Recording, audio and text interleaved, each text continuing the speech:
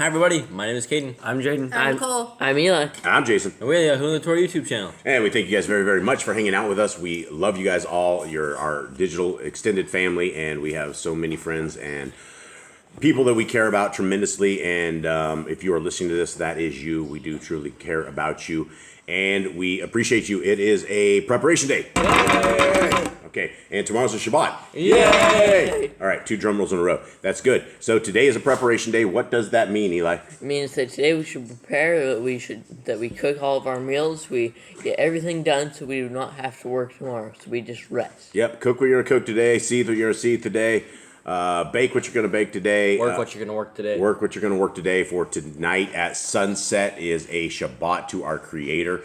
And it is sunset to sunset, and that is what we believe a Hebrew day is. And so we thank you guys very, very much. Let's get right into this. Today is a new month. It is month 9. Hey, let's get a drum roll. New month. Yay! Okay, great. New month. Hopefully you guys blew your shofars last night. It was a shofar blowing extravaganza. It is the 6th day of this week. It is the first day on month 9 of our Creator's calendar. And it is I guess it's the day after Thanksgiving on the satanic Babylonian calendar, which is November 25th. No, it's most places Black Friday. Oh, yeah, Black Friday. Yeah, there's another piece of Satanism right there. And for those who do not know, I mean, number one is I would not participate in any of this stuff. I wouldn't go out on Black Friday per se. I wouldn't buy stuff on Black Friday. It's not what you guys think it is. It's more Satanism, things of that nature. For those who do not know, this morning we received another, was it 4 strikes? 4, Nicole? 4 videos. One strike, 4 videos down on Yahushua and the Torah 2. So this channel now, Yahushua and the Torah 2, now has a strike by the people of the Hallelujah Grifters and the Scriptures, the Grifter Scriptures, and they have taken down videos that aren't even theirs. That actually, Jaden is reading out of the Sefer. Jade, that's the second time they've taken one of your videos down because it said free for all who will listen. It had nothing to do with anything. No, the word free just really upsets them. They can't do anything without getting paid. Yeah, the word free. Oh, yeah. Oh, it's free if you pay us money. Oh, it's free. But anyway, for those who want to know, go ahead, Kate. You think they have the word free copyright at this point? They do have the word copyrighted. They also have Yah's word, somewhat they say is copyrighted. But for anybody who wants to know the truth, you guys can go to hallelujahscriptures.net, HALLELUYAH scriptures.net. I'm not going to show you much of the site because they could take they literally own YouTube. They have, they're displaying their vulgar display of power and the wickedness with what they're doing, taking down the word of Yah everywhere. But that's all right. We are battle-weary people. We are worthy of this battle, and we will continue on because we are not scared of the enemies of man. We are scared of Yah, and that is the only one we are scared of. Now, for anyone, we are reading out of this scriptures right here. The scriptures we are reading out of are called Yah's scriptures, right? And you can go to yahuandthetorah.net, and you can go right here where it says online scriptures. And right now we are in Lucas 6. So you need to click on Luke right there. And thanks to Nicole and Michelle who have put these together. Nicole for basically translating them or putting all the words back together, and Michelle for being a very good proofreader. We appreciate both of those gals that are doing the work of our Creator and getting this word out to everybody. And let's do the handy-dandy split screen. That's it. The drama's all over. We actually have a program that doesn't work, so it doesn't suck the resources of my little tablet down. Okay. Something I would like to take note of here, guys. It says at the top of this in the NIV, it says Jesus is the Lord of the Sabbath. Okay. Let's just keep that in mind as we begin our reading today, and we shall begin. And it came to be on a Shabbat that he went through grain fields, and his Talmidim were plucking the heads of grain and were eating, rubbing them in the hands. Mine said cornfields, and they were eating corn and rubbing corn together. Yours says corn? Mm-hmm. Okay, Jade, what was yours saying? Grain. Okay. I think grain makes more sense because rubbing corn together in your hands, unless you're like sitting like really ripping it up. You would have to put something together, for some corn. That would be that might be considered work at some point. And unless the corn was like ready, like if they'd taken it to seed, if it was like regular corn, they wouldn't be. You'd also have to peel the corn as well instead of just taking it and ripping it up. And I don't know if they call the corn heads. I mean the heads of grain. I'd say ears of corn. Ears of corn. Wow. And that's like full on corn. Yeah, Kate is reading out of the Hebrew Roots Bible of some kind. I don't even know where we got it at. And so I guess I did not know this, but Brother Glenn told me the other day in something that the Pharisees and Sadducees actually had a commandment that you can't rub corn or grain out or something like that. That was an actual in their commandment. And so is there anything wrong with them plucking the head of grain and eating them on a Shabbat? No. Okay, why not? Because they're poor people. Yeah, they need food. They're poor people. And what does that mean? What is the command? What is the Torah command about the poor people? The Torah command for the poor people is that they should not basically cook. They can't cook, right? So they have to go out and they have to find their food. And we're supposed to leave the field for them, and they're supposed to be able to eat their food. So this is how they're going to eat. They're going to eat through the cornfield and the grain field. Right. And so our Creator has set it up so that poor people and people who have nothing, that you could go, and if you're starving, you would go into a guy's grain field and you would eat out of his grain field. That was the part of it. You could do that as long as you did not take it out of his grain field. You cannot harvest it. So what they're doing is, there's nothing wrong with this at all. They're eating on a Shabbat, and simply putting your hands together and rubbing a couple of heads out there. The point of this is that is not what is considered servile work. This is not violating the Torah, or Messiah Yahushua would not be doing this. Okay, let's continue on. And some of the Pharisees said to him, "Why are you doing what is not right to do on the Shabbat?" And Yahushua answering them said, "Have you not read what David did when he was hungry? He and those who were with him, how he went into the house of Yahuwah, took and ate the showbread, and also gave some to those who with him, which is not right for any but the Kohanim to eat? And he said to them, the bin of Adam is the Adam of the Shabbat." Okay, so there it says it right there. It says the son of Adam is the son of the Shabbat. What does this mean, gentlemen? It means he owns the Shabbat. It means he is the owner of the Shabbat. Did he just say that the Shabbat is done away with? No, he said he can do what he wants because he is Adonai. Yeah, and so I don't know if he's the owner of the Shabbat. Yah would be the owner of the Shabbat, but he is the son of Adam, is the Adam of the Shabbat. Okay, so this is a very important thing, because this is a chapter that trips up the Christians a lot, and they will say, I can worship my Creator on a Sunday because Jesus is the Lord of my Shabbat. And they will literally quote just that right there, and that is not what this says. It did not say the Shabbat was changed to another day. And it also came to be on another Shabbat that he entered into the congregation and taught. And there was a man whose right hand was withered. And the scribes and Pharisees were watching him closely, whether he would heal on the Shabbat, for them to find an accusation against him. And he knew their thoughts, and said to the man who had the withered hand, "Rise and stand in the midst." And he rose and stood. Then Yahushua said to them, "I ask you, is it right to do good on the Shabbat, or to do evil, to save life, or to destroy it?" And looking all around at them all, he said to the man, "Stretch out your hand." And he did so. And his hand was restored, sound as the other. Okay, now we've talked about this, we've discussed this before. Messiah Yahushua just asked them, is it right to do good or to do evil on the Shabbat? To save a life or to destroy it? Let's discuss. What does he mean? What can we glean from the Shabbat? What kind of rules do we have that he's basically given us? So the Pharisees were seeing him healing his work, or they were seeing him do, like, they thinking it's evil that he's going out and healing, doing these miracles, and it's more of their active jealousy, trying to find something against him so that they could get rid of him earlier than they did. So basically, he said there's nothing wrong with this, doing good on Shabbat. If I go out and heal people, I'm doing good. I'm helping these people on the Shabbat. I'm not working. I'm just doing good for the people. Yeah, and so, guys, let's answer that question. Is it right to do good on the Shabbat or to do evil? That's good. Right.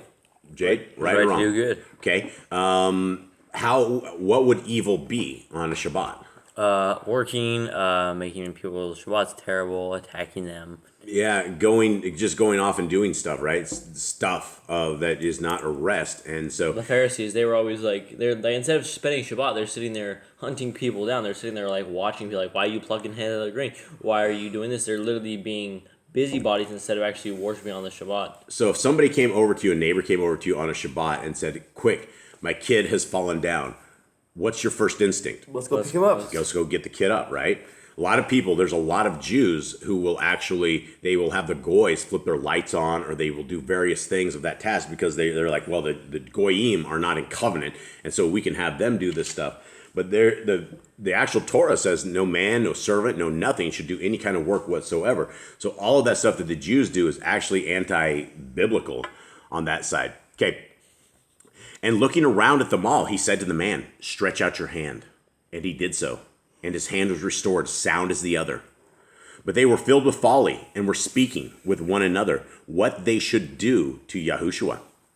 And in those days it came to be that he went out to the mountain to pray and was spending the night in prayer to Yahuwah.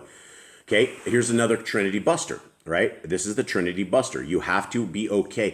First of all, if you're okay with the Trinity, then you have to be okay with your deity kind of being a little crazy, because he says he is one. He says Yahuwah is one, but then he says, well, I have my son, and that's actually two. So Yahuwah being one is actually two. And then the son says he's the son, but he's really the father. So he's a liar there too. So when we go down that road of the Trinity, there's a lot of things that we have to suppose and add into this. And I will tell you that our Creator is not a liar. His Son is not a liar. What they say is the truth. They are not deceivers. They do not want deceit. They don't want us deceitful. If they tell us to have proper weights and measures, not be a liar, and then they went and did it, can you imagine the kind of deity that we had, right? So the Trinity is a bust. It does not exist. The Son is the Son and the Dad is the Dad.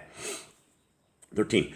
And when it became day, he called near his town meeting and chose from them 12, whom he also named emissaries. Shimon, hold on here, whom he also named Kepha, and his brother Andri, Jacob and Yochanan, Philippos and Bartholomew, Matthiyahu and Toma, Jacob and Caliph, and Shimon, the one called the enthusiast, Yahuda of Jacob, and Yahuda of Kiriath, who also became the betrayer. Okay, so we have two Judases here. You guys with us on this? Yeah, there's I think that's Jude, and then there's Judas. Yeah, so Yahuda and Judah. And he says Judas, son of James, and Judas Iscariot. Okay, so that might be the Jude. And so Yahuda of Jacob and Yahuda of Kiriath, who also became the betrayer. And coming down with them, he stood on a level place with a crowd of his town meeting, and a great number of people from all Yahuda and Jerusalem, and from the coast of Zar and Zidon, who came to hear him and who to be healed of their diseases. And those who were troubled with unclean spirits, and they were healed. And all the crowd were seeking to touch him, for power went out of him in healing them all.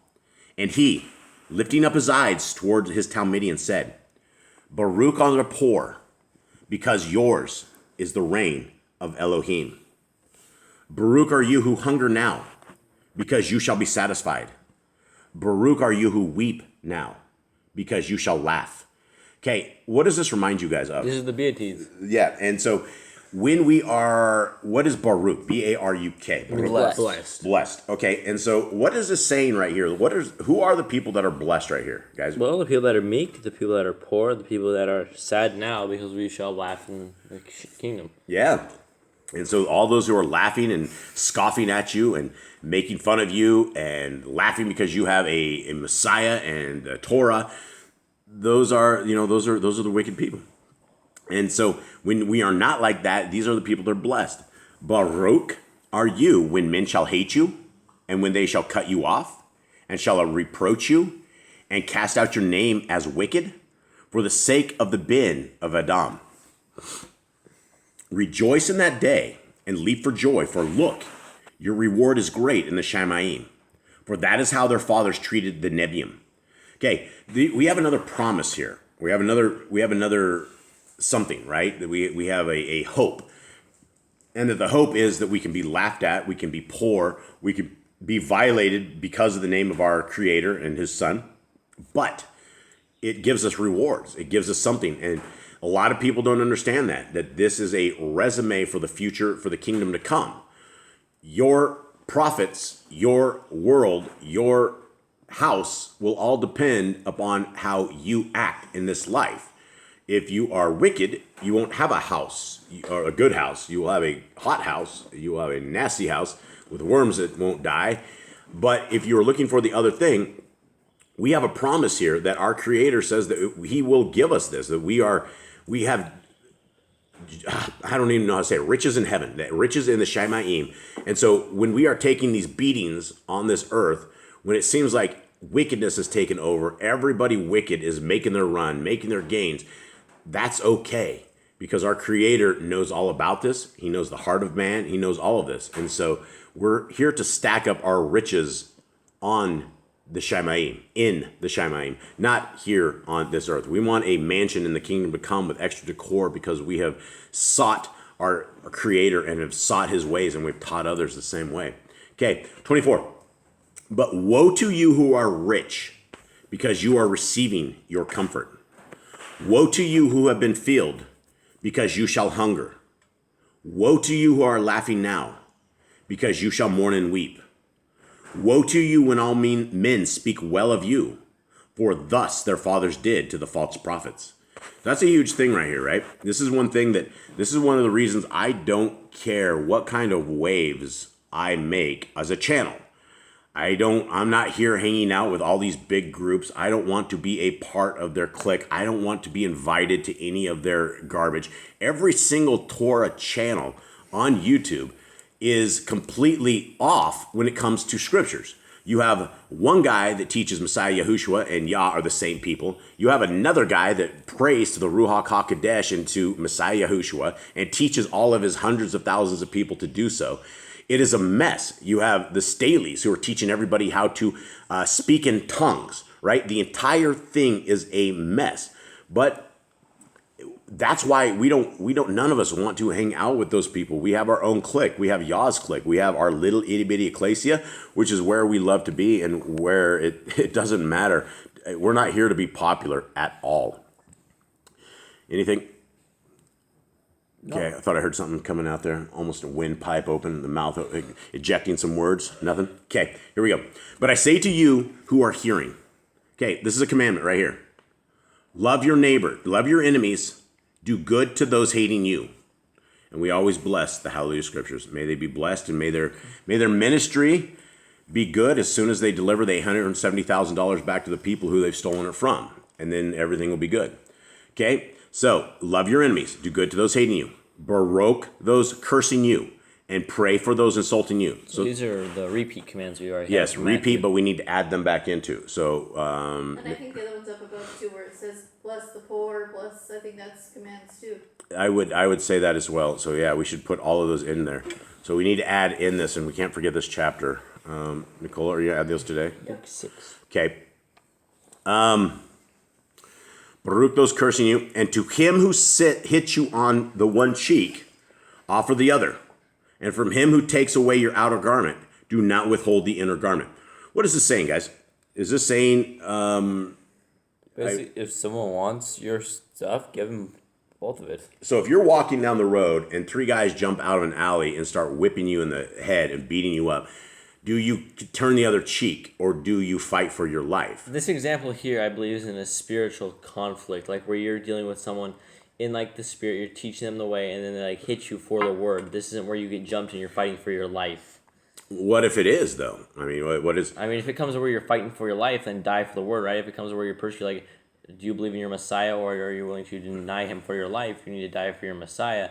But if it's like you're just on your way to work or something, three dudes jump out and like try and kill you, you need to like defend yourself. That's probably good. I'm sure somebody else will argue with that. But I mean, if you want to take the beating, that's up to you. yeah, it's like that's up to you. But give them your wallet too as you're taking the shot across the face. Here, take my wallet too. Those are a lot. Like if someone's like holding a gun to your head, right, and says, "Hey, give me your wallet." I mean, give me your wallet. You would? Would you give me your wallet? It's that, or you. We don't have any money in our wallet, so we'd just lose our ID. It's that, or you're like you try to play hero and you end up dead, right? You just don't mess with those things. You can't go faster than a bullet. So here we are. Okay, here we go. Those are interesting things. I don't have a lot of answers for a lot of this, but I thought it was an interesting discussion that we could sit back and talk about this stuff. 30. And give to everyone who asks of you. And from him who takes away what is yours, do not ask it back.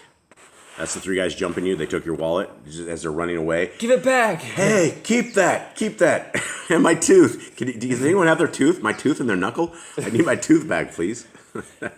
Okay, 32. And if you love those loving you, what favor have you? For sinners too love those loving them.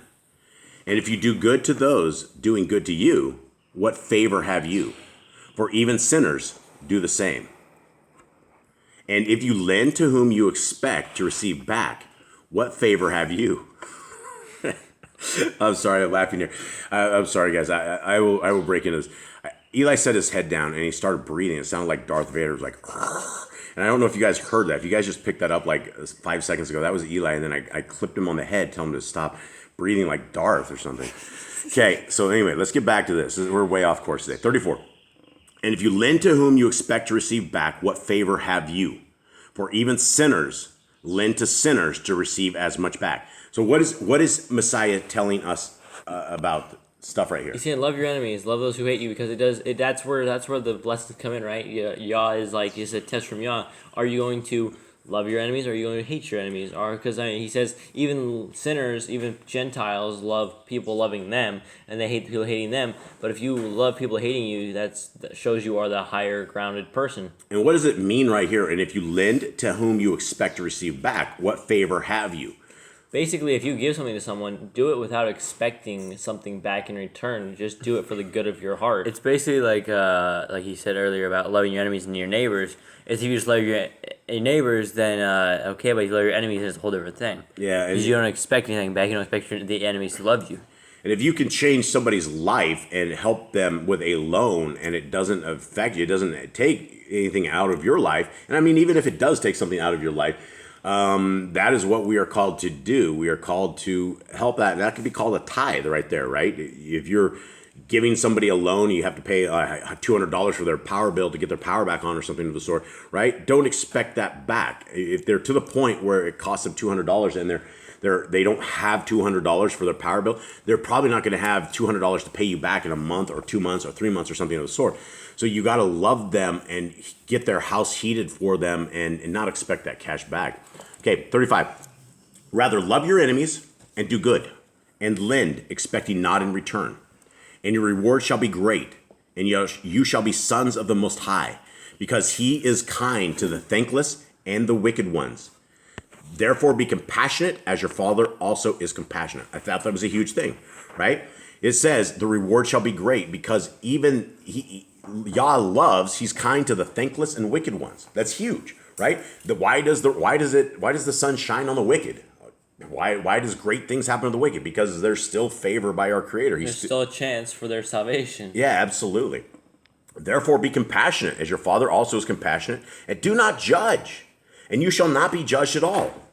Condemn not, and you shall not be condemned at all. Forgive, and you shall be forgiven. Okay, so what is this saying here? So when he says judge, he's basically not saying like don't go tell someone they're doing something wrong or they're sinning. He's basically saying like don't judge them on their appearance, don't judge them on certain things. Like you can't judge them on things of this world, but you may judge them correctly. If someone is sinning, you need to bring it up to them and not like judge them about it. So what about the Hallelujah Grifters, right? The Hallelujah Grifter Grifters. It says do not judge, that you're not judged at all. First of all, if I'm going to be judged for selling the word of Yah, I should be judged for selling the word of Yah. Right, because the word is given free. Right, and it literally says the word is given free. It says, condemn not, and you shall not be condemned at all. Well, I am completely condemning Hallelujah Scriptures because they owe $870,000 to the people of Yah. If God wanted his Bible useful, he would have been up top with Moses, the Israelites, and he said, make sure when you translate this, you charge people the most you can. Get your dollar. Yeah, absolutely. But he didn't say that. No. Yahushua literally says, he says, give freely to those who, because you have given freely. And this is the best gift you could ever give somebody is the Torah. There's nothing better than the word of Yah that you can give somebody. You can give somebody money and that might help them out. But how about saving their soul? How about saving their soul? 38. Give, and it shall be given you. A good measure, pressed down and shaken together and running over, shall be put into your lap. For with the same measure with which you measure, it shall be measured back to you. All right, let's spin this around and let's start pointing fingers back at us, brothers. What do you think about, okay, it's like, what do you guys think about this, right? Let's talk about what this says right here, right? A good measure, for with the same measure with what you measure, it shall be measured back to you. And I will tell you, even there's 4 of us at this table, there's not any innocence among any of us, especially me, right? Especially me, especially you guys. But as far as brothers go, I see that you guys hold a different level of measurement versus other people. I see extreme kindness with people outside of here, but with you guys hold each other at a different level of measurement. Is that because you guys are all blood or something? Or what is it? I'm a single child. I'm an only child. I didn't have any brothers. I don't understand this. Can you guys help me with this? Maybe we should have higher expectations because we know each other better. Like, we don't know everyone else outside, so we just, like, do it, and then we have higher expectations for each other. And you guys, even if you guys do a good job, it seems like you guys will measure. It's not perfection. It's not, exactly. It's not perfection, right? So I don't have answers for that. Do you guys have anything here? Not really. But you will certainly measure your brothers harder than anybody else you've ever. Expect more out of them. All right, 39. And he spoke a parable to them. Is a blind able to lead a blind? Shall they not both fall into a pit? Okay, and so here we are. A Talmud is not above his teacher, but everyone. I got dog stuff going on here. I don't know what's going on. Hold on. Let me pause this real quick. All right, back at it. And he spoke a parable to them. Is a blind able to lead a blind? Shall they not both fall into a pit? A Talmud is not above his teacher, but everyone perfected shall be like his teacher. Okay, what is the Talmud? Because we know of a Talmud. What is a Talmud? A disciple. Disciple, apostle. Yeah, this is not the same Talmud, which is the evil satanic doctrine of the Judaism religion. So the way you pronounce it is, according to the Sefer, is Talmudi. Talmudi? Talmudi, like D-E, like two E's. It only has a Talmid. It doesn't have any kind of like anything else. And the Sefer says Talmudi. Okay. And it's like, it just means like follower, basically. Right. Okay, and why do you see the splinter in your brother's eye, but are not aware of the plank in your own? Uh-oh, everybody knows exactly where we're going with this. Yep, okay. It says right there, brother's eye. It's alright, we only have one more book, we have to go over this.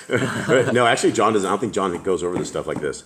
I think you guys are good with that. Okay, let's go into that. This is, I don't have anything better to explain. It's basically like being a hypocrite. Basically, if you say to your brother not to do something, and you do the same thing. It is ironic, isn't it? There's a lot of irony here. It's 6 feet deep, 8 feet deep of irony. I don't feel like we do this as much. Like, I gotta have examples for this. So as long as you guys are smiling and we can go over the examples, I think we're good.